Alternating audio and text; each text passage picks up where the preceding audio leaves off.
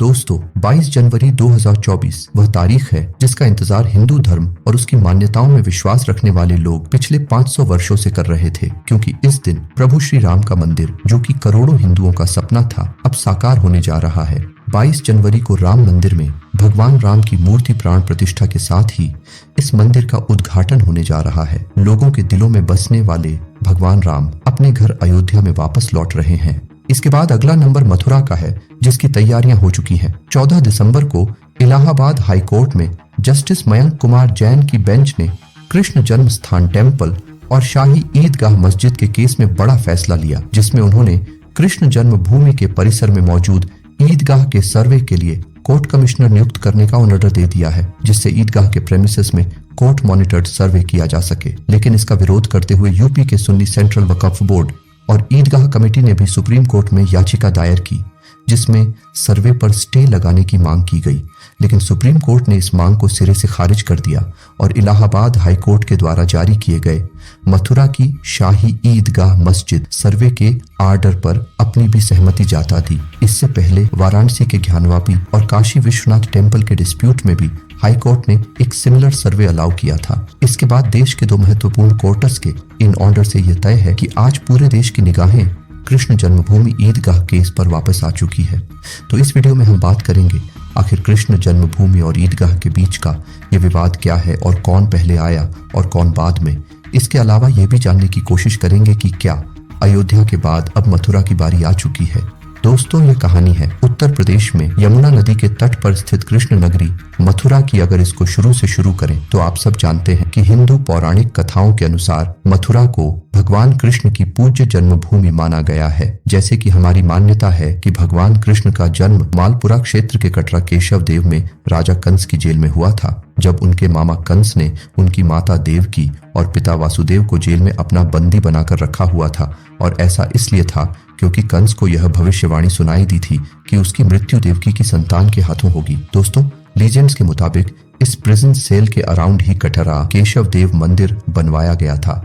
Historians के मुताबिक यह टेम्पल 6th सेंचुरी बीसी में लॉर्ड कृष्ण के ग्रेट ग्रैंडसन वज्रनाभा द्वारा तैयार किया गया था। इस साइट के आर्कियोलॉजिकल एक्सपेंशन के दौरान यहाँ से 6th सेंचुरी बीसी की पोट्री और टेराकोटा डिस्कवर की गई है। इन एक्सपेंशन में यहाँ से कुछ जैन स्कल्पचर्स और बड़े बुद्धिस्ट कॉम्प्लेक्स जैसे कि यशा विहार के भी अवशेष मिले हैं। अगर हिस्ट्री में थोड़ा और पीछे जाएं तो हमें पता चलता है कि वज्रनाभा के पिता का नाम अनिरुद्ध था। अनिरुद्ध भगवान श्री कृष्ण के पुत्र प्रद्युम्न के बेटे थे। दोस्तों, महाभारत के युद्ध में हस्तिनापुर नरेश, धृतराष्ट्र और महारानी गांधारी का वंश खत्म हो गया। गांधारी ने अपने बेटों के वियोग में श्री कृष्ण को श्राप दिया था कि जिस तरीके से उनके कारण कौरव वंश का नाश हुआ, ठीक उसी तरीके से उनके यदुवंशी का नाश हो जाएगा। ऐसा कहा जाता है कि महाभारत के युद्ध के 36 वर्ष बाद में श्री कृष्णा और जामवती के पुत्र जम के कारण द्वारिका में यदुवंशी क्षत्रियों के बीच मुसल युद्ध प्रारंभ हुआ। इसमें यदुवंशी क्षत्रियों का नाश हो गया। उसके बाद बलराम ने समुद्र में समाधि ले ली। लेकिन इस युद्ध में श्री कृष्ण के ग्रेट ग्रैंडसन वज्र और वज्रनाभा बच गए। दोस्तों, भगवान श्री कृष्ण के पृथ्वी छोड़ने के बाद द्वारका समुद्र में डूब गई। दोनों भाई बचे हुए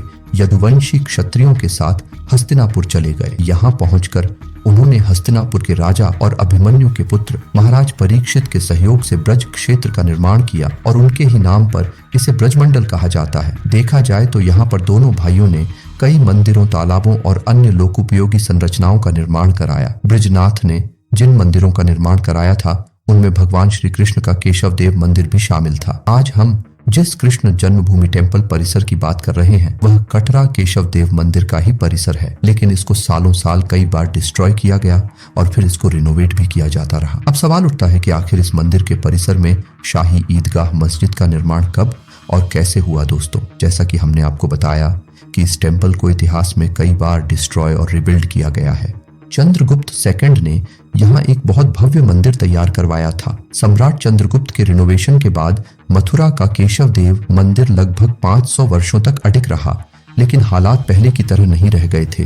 अब भारत पर मुस्लिम आक्रमणकारियों की नजर पड़ गई थी। ग्रंथों में इन आक्रमणकारियों को मलेच कहा गया है। केशव देव मंदिर पर पहला हमला अफगानिस्तान के शासक महमूद गजनी ने 1017 से 1018 में किया था। वह मंदिरों के वैभव और उनकी इमेज, वेल्थ को देखकर स्तब्ध था। दोस्तों, महमूद गजनी के हमले के समय उसका दरबारी इतिहासकार अल-उतबी भी उसके साथ था। उसने अपनी किताब तारीख यामिनी में लिखा है कि हैरान महमूद ने मंदिर की भव्यता को देखकर कहा कि अगर कोई इसकी जैसी इमारत बनाना चाहे तो उसे 100 करोड़ दीनार खर्च करने पड़ेंगे और माहिर कारीगरों को भी इसे बनाने में कम से कम 200 साल लगेंगे। मथुरा के अंग्रेज कलेक्टर रहे एफ.एस. ग्रॉस ने अपनी किताब Mathura Vrindavan the mystical land of Lord Krishna में लिखा है कि महमूद गजनी ने श्री कृष्ण मंदिर के साथ ही शहर के सैकड़ों मंदिरों को भी तोड़वा दिया था। मंदिरों को लूटने के साथ ही उसने शहर में भी जमकर उत्पाद मचाया था। अलउद्दीन ने लिखा कि केशव देव मंदिर में सोने की 5 मूर्तियां थीं। इन मूर्तियों की आंखों में हीरे जड़े थे।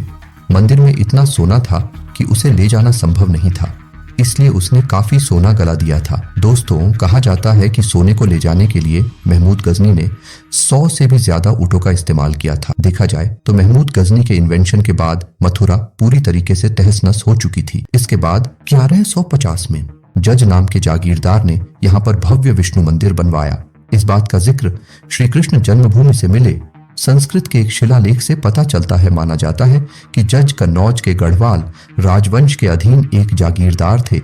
वहीं कुछ इतिहासकारों का मानना है कि वह मथुरा के राजा विजयपाल देव से संबंधित है। खैर, समय के साथ दिल्ली के तख्त पर मुसलमानों का अधिकार हो रहा था। सैयद डायनेस्टी को हराकर बहलोल लोधी गद्दी पर बैठा और उसने यहाँ पर लोधी डायनेस्टी की शुरुआत की। दोस्तों, बहलोल लोधी की मौत के बाद उसका बेटा निजाम खान सिकंदर लोधी 1409 में दिल्ली की सत्ता पर बैठा और उसने यहाँ 1570 तक शासन किया।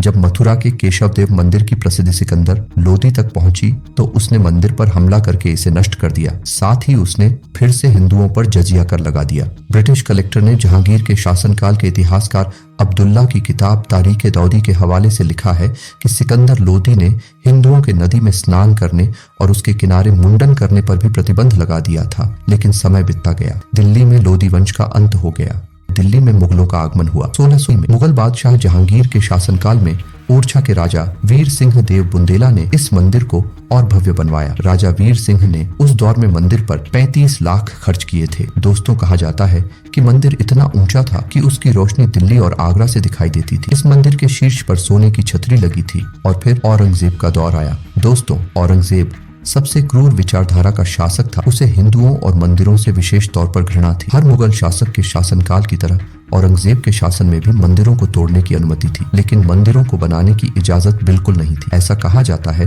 कि एक बार औरंगजेब आगरा से दिल्ली लौट रहा था। उसने आसमान में रोशनी देखी तो उसके बारे में अपने सिपाहियों से पूछा। उसके लोगों ने बताया कि केशव देव मंदिर की रोशनी है और इसी के बाद उसने मथुरा के इस मंदिर को तोड़ने का निश्चय किया। दोस्तों, साकी मुश्ताक खान ने अपनी किताब मासरे आलमगीरी में लिखा है कि औरंगजेब ने मथुरा पर हमले और कृष्ण मंदिर को नष्ट करने के लिए सी भेजी थी। अंग्रेज कलेक्टर फस ग्रॉस ने अपनी किताब में लिखा है कि औरंगजेब मंदिर की भव्यता से चिढ़ गया था।